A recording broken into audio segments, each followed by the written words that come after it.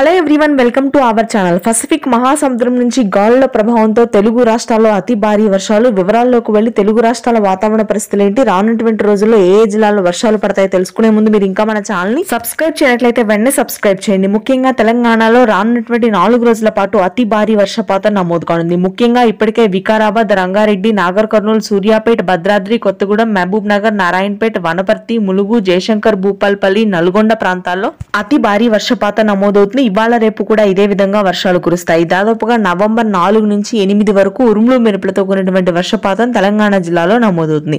హైదరాబాద్ నగర వ్యాప్తంగా పలు భాగాల్లో అతి భారీ వర్షాలు నమోదవుతాయి. నాచారం, తార్నాక, ఉప్పల్, బోడుప్పల్, కప్రా, మల్కాజిగిరి, రాజేంద్ర నగర్, నాంపల్లి, చార్మినార్, వనస్థలిపురం, సరూర్ నగర్, ఆదిబట్ల, గట్కేసర్, ఎల్బీ నగర్ ప్రాంతాల్లో కుండపోత వర్షపాతం కురుస్తుంది. ఇక రాయలసీమ వ్యాప్తంగా ఇప్పటికే ఉరుములు మెరుపులతో కూడినటువంటి భారీ వర్షాలు నమోదవుతున్నాయి. ముఖ్యంగా కర్నూలు, కడప, అనంతపురం వ్యాప్తంగా కూడా భారీ వర్షపాతం నమోదు కాగా చిత్తూరులో మోస్తరు వర్షాలు ఉంటాయి. నెల్లూరు, ప్రకాశం జిల్లాలో ఈ రోజు రాత్రి నుంచి వర్షాలు నమోదవుతాయి. దాదాపుగా నవంబర్ 10 వరకు కొనసాగుతాయి.